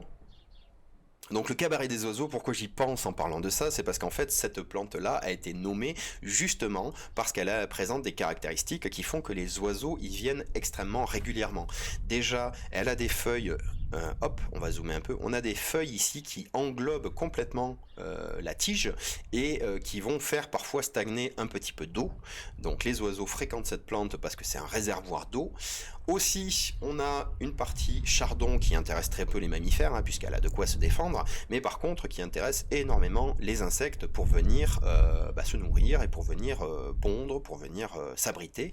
Et donc les oiseaux sont plutôt en recherche de cette plante parce que elle stocke un petit peu d'eau au niveau de ses feuilles, elle a une forte présence d'insectes tout au long de sa plante, donc du coup c'est un petit peu comme un cabaret, c'est l'endroit où on vient pour manger, pour boire, pour s'amuser, pour se rencontrer.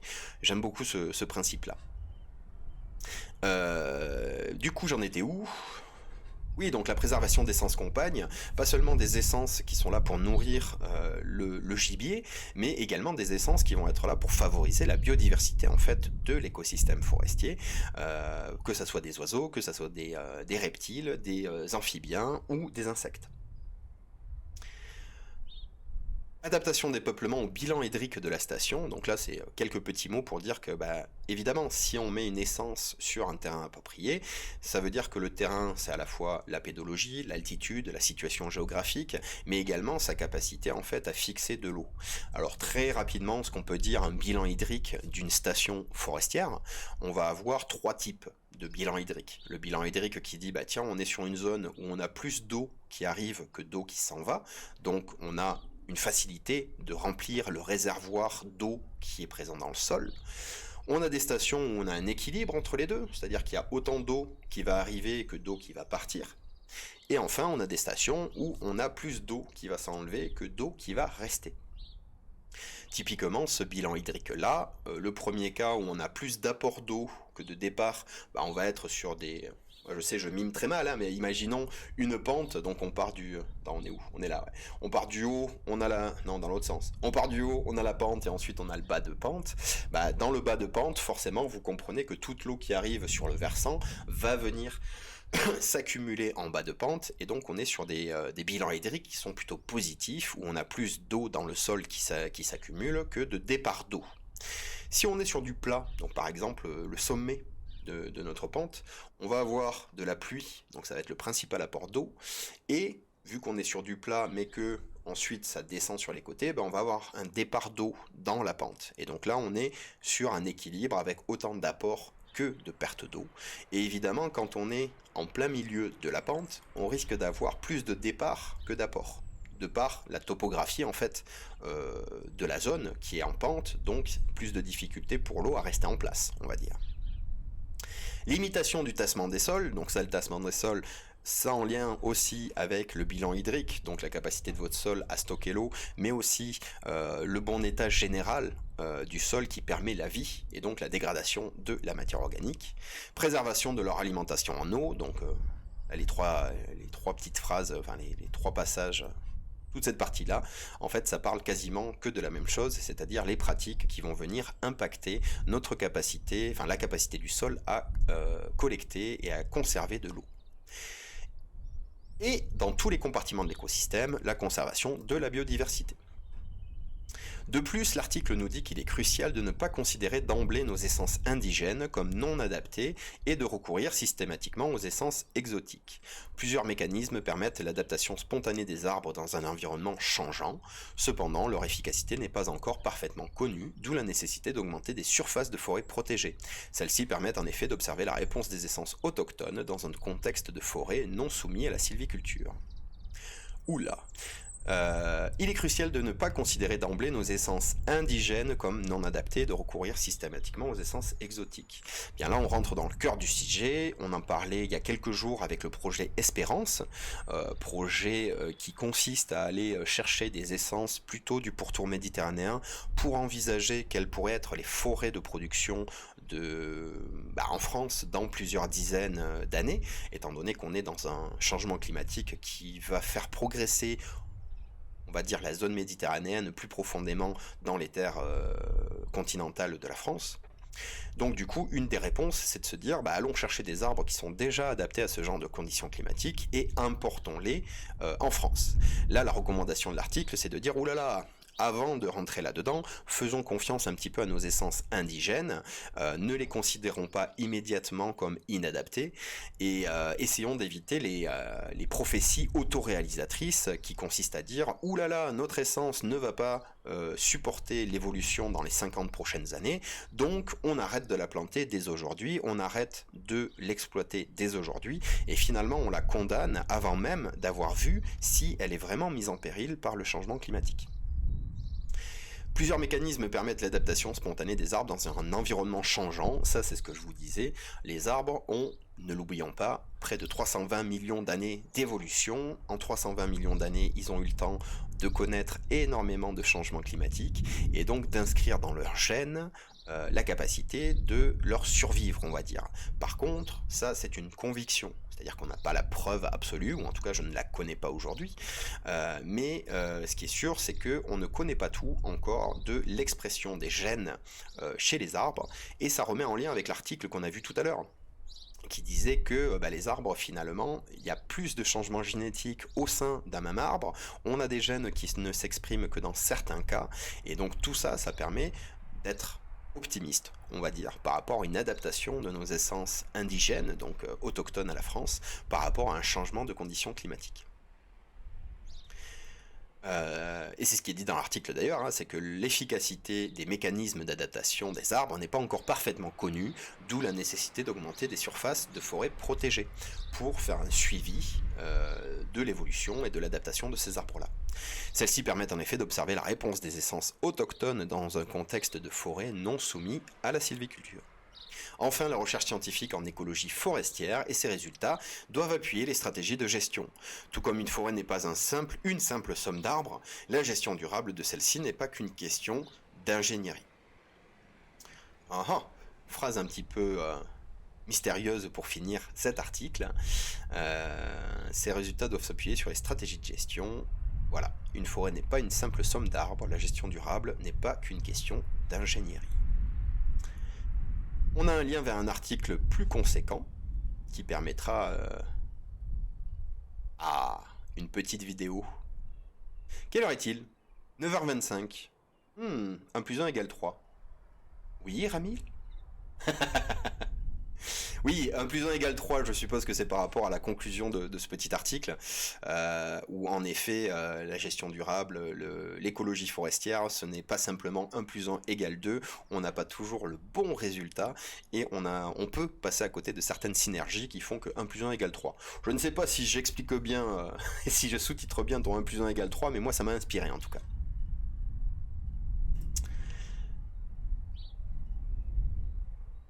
Tiens, j'ai envie de regarder une petite vidéo. La forêt morte à Argonne. En plus c'est Sylvain Gaudin qui nous fait ça. Donc Sylvain Gaudin, grand nom de la foresterie française. Je vais pas vous faire sa bio immédiatement parce qu'il faut que je révise. Mais il est 9h26. Moi je vais faire une petite pause. Je vous propose de regarder cette vidéo. Combien elle dure ? Elle dure 2 minutes 15. Est-ce que c'est suffisant pour faire une pause ? Très bonne question.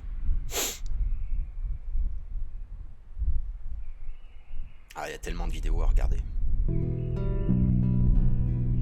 Et c'est horrible parce que je n'ai aucun retour de son, donc j'espère que chez vous ça tourne et que c'est pas trop fort. Comment je fais pour résoudre ça ? Allez, je reviens à la fin de la vidéo, j'essaie de résoudre mon problème de micro.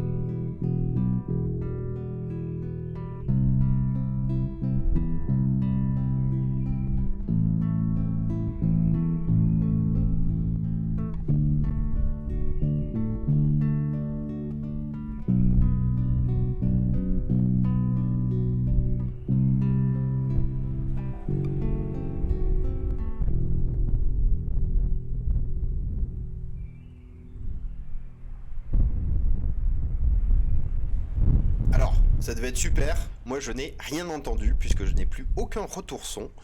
Ça va être très embêtant pour la suite. Donc, je vous propose quelque chose. Je vais couper le stream. Chose à ne jamais faire. Scandaleux, au secours. Je reviens immédiatement en espérant que OBS arrêtera de péter un câble. Alors, petite pause et je vous dis à tout de suite. Aïe aïe aïe. Ah oui. Ah, Ramiel, tu dois connaître ça, ou alors t'es bien meilleur que moi et tu ne connais pas ça. En tout cas, là, j'ai pas d'idée, j'ai peur de vous envoyer des sons perturbateurs non voulus. Donc, bon, on fait une petite coupure, je reviens tout de suite. Allez, à tout de suite. Ah bah si tu connais, il va falloir qu'on échange là-dessus parce que... oh, quelle galère parfois. Allez, à tout de suite quand même.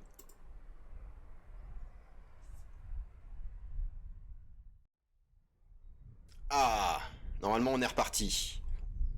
On a le vent dans le micro, bah voilà. On me dit rien non plus. Tiens, pourquoi j'ai plus la... Hop là. Il est où?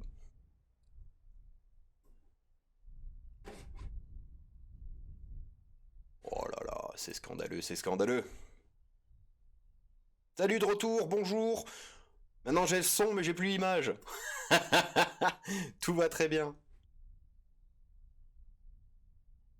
C'est quoi ça?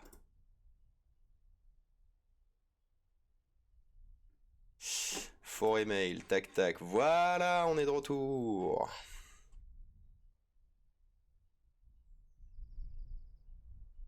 Ah, les oiseaux ont un peu déserté le direct, on n'entend plus que le vent. Du coup, on va se remettre des oiseaux, mais pas en direct. Voilà. On va se les mettre un petit peu moins fort. Parfait. Bon alors, il est 9h33 du matin. Qu'est-ce qu'on fait? Est-ce que... Bah tiens, j'ai 7 personnes qui sont là, un petit vote direct dans le chat. Est-ce que vous voulez continuer de la revue de presse ou est-ce qu'on s'attaque à Lumberjack Dynasty? Il y a la suite à faire, hein. C'est pas le jeu le plus passionnant du monde, mais on avance petit à petit et des choses assez rigolotes, moi je trouve en tout cas.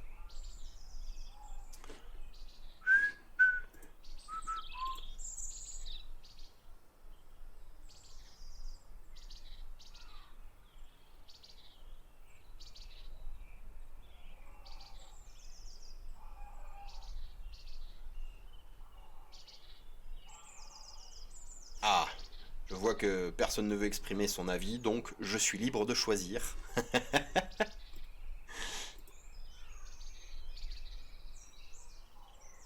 Ah, on va quand même se finir sur une autre petite vidéo, désolé, je vois que il y a une vidéo Arte. Ah, elle va durer super longtemps. 8 Nous sommes minutes. maintenant... Oula. Petite vidéo sur le système racinaire du chêne, tiens, ça vous intéresse? Pourquoi je pose la question? Je fais qu'est-ce que je veux. On se calme les oiseaux. fin octobre, l'automne. On la refait. Nous sommes maintenant fin octobre, l'automne est bien entamé. Notre chêne a perdu 6 heures de lumière par jour par rapport au plein été. Et comme le soleil est sa seule source d'énergie, il doit faire des réserves pour l'hiver. Ah, ça faisait beaucoup d'oiseaux. Le système racinaire du chêne va jouer un rôle essentiel. La partie souterraine de l'arbre est tout aussi complexe que la partie aérienne. J'ai très envie d'étudier son fonctionnement, mais ce n'est pas une mince affaire. Impossible de mettre à nu les racines sous peine de tuer l'arbre. Alors nous allons choisir un arbrisseau et nous dégagerons son système racinaire dans son intégralité. Nous sommes à East Melling Research, dans le Kent. Depuis plus d'un siècle, cet institut mène des recherches sur les racines et les plantes pour améliorer les rendements. Il nous offre l'occasion unique d'observer ce qui se passe sous terre. Il faut d'abord creuser une tranchée d'1,5 mètre de profondeur. C'est alors seulement que le vrai travail peut commencer. Le système racinaire du chêne, même d'un très jeune chêne comme celui-ci, est incroyablement complexe et fragile. Il faut le dégager lentement, à la main. Nous essayons de préserver toutes les racines, y compris les plus fines. C'est un travail très délicat.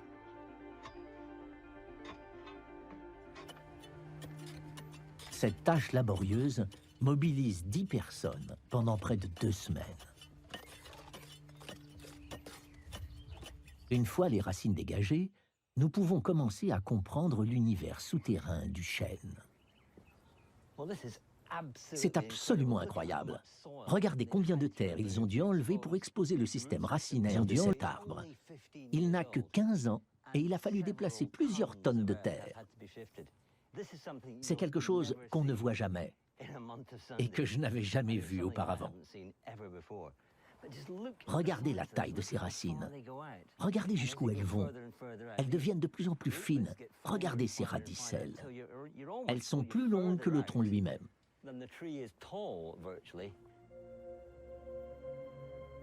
Maintenant que les racines sont à l'air, nous allons pouvoir plonger dans leur univers microscopique. En grossissant considérablement l'image, nous voyons des filaments étranges. Ce sont des champignons mycorhiziens. Ils poussent tout autour des racines des chênes et les aident à extraire les phosphates, un nutriment vital contenu dans les roches. Je viens d'extraire ce petit morceau de roche ici et il me semble voir des filaments de champignons attachés à la pierre. Oui, ce fragment de roche contient des phosphates inaccessibles à la plante. Les filaments des champignons, eux, pénètrent dans les pores de la roche. Ils en extraient le phosphate et l'amènent dans le système racinaire, ce que la plante ne pourrait pas faire elle-même. Donc le chêne n'aurait pas accès au phosphate sans l'aide de ces champignons. Non, ce sont les filaments des champignons qui pénètrent dans la roche et apportent les nutriments aux racines. Les filaments des champignons peuvent exercer une pression extraordinaire. Ils peuvent pénétrer physiquement dans des parties de la roche et en dissoudre des éléments. Grâce aux champignons qui vivent en symbiose avec ses racines, le chêne accède à des nutriments autrement hors d'atteinte. Donc ce jeune chêne, comme tous les chênes, est totalement dépendant d'une armée de filaments fongiques microscopiques, sans lesquels il ne survivrait pas. C'est une relation gagnant-gagnant pour chacun. Ils s'entraident. Ils ont tous deux besoin de l'autre pour survivre. Si on étirait le système racinaire d'une plante mature, il ferait une dizaine de kilomètres de longueur. Alors que le réseau de filaments mycorhiziens ferait le tour du monde. Pour un seul arbre? Oui, pour un seul arbre. Plus j'observe ce système, plus je m'aperçois qu'il est 100 fois plus complexe que je pensais. Pour admirer ce système racinaire dans toute sa splendeur, nous allons sortir de terre notre jeune arbre et l'exposer dans une des annexes d'East Melling.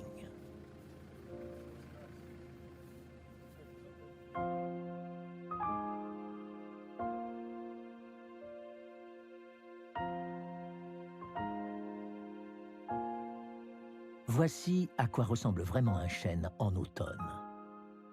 Au sommet, nous voyons que les feuilles se vident de leurs nutriments. En dessous, un vaste réseau de racines ramifiées se développe pour maintenir l'arbre debout et extraire l'eau et les minéraux du sol. C'est ici que notre chêne va stocker la majeure partie de ses réserves pour l'hiver. Exposées ainsi, non seulement ses racines sont belles, mais elles nous racontent aussi une histoire. Un œil non averti ne voit ici qu'un enchevêtrement de racines, mais vous, Peter, vous y lisez l'histoire de l'arbre. Oui, on peut retracer cette histoire. On voit une racine descendue ici avant de bifurquer dans cette direction. C'est presque certainement la racine qui était à l'intérieur du gland. Elle poussait vers le bas. Et puis ici, Des roches ont arrêté sa progression. Elle s'est alors divisée et a développé de nombreuses ramifications pour chercher un moyen de contourner l'obstacle. Et elle a envoyé cette ramification dans cette direction. Les racines de notre chaîne de Whiteham, comme celles de ce jeune arbre, dessinent à leur façon la structure et la composition de la terre où elles vivent. Dans la forêt, la distribution spatiale des nutriments est très hétérogène. Et cet arbre-là s'y est adapté en produisant cette pléthore de racines, ce vaste réseau pour exploiter pleinement les ressources. Et sans doute, quand cette parcelle de terre ici aura été exploitée, les racines disparaîtront.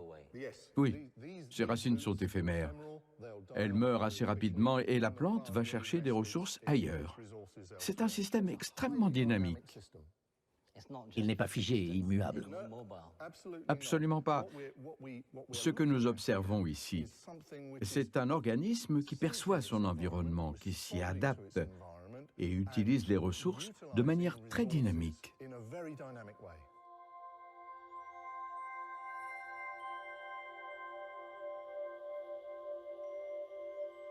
En 15 ans, ce jeune arbre a développé un système racinaire impressionnant. Notre chaîne de Whiteham doit avoir des racines bien plus épaisses, s'étendant jusqu'à 30 mètres du tronc.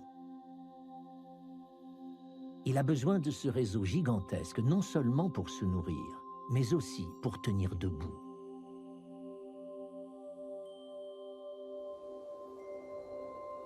S'étant dépouillé de ses dernières feuilles, notre chêne est maintenant prêt à affronter les rigueurs de l'hiver.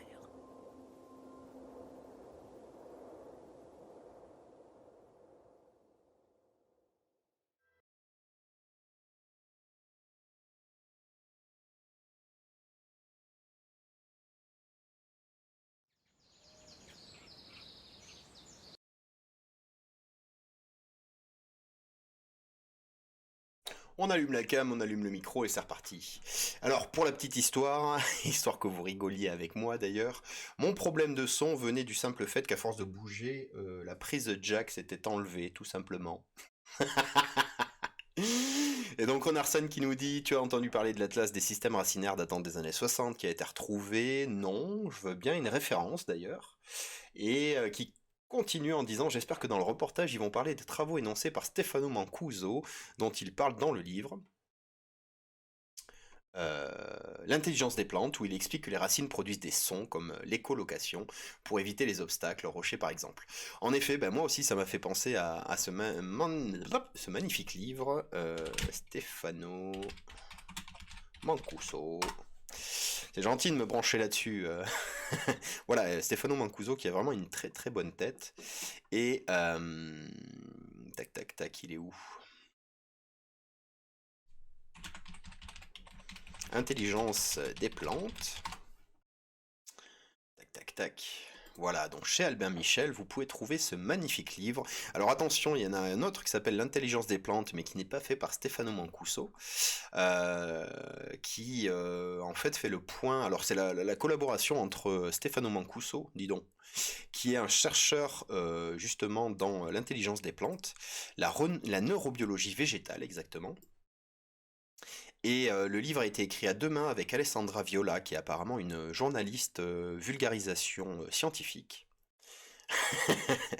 Oui, en effet, Ronarson, ce livre peut aussi servir de cale, puisque, pour la petite histoire, Ronarson m'a prêté ce livre il y a quelques années, je l'ai lu, et ensuite il m'a servi à caler mon vidéoprojecteur pendant quelques temps, jusqu'au moment où je me suis dit que ça serait quand même mieux de lui rendre et que ce livre avait beaucoup plus de valeur qu'un simple cale-projecteur.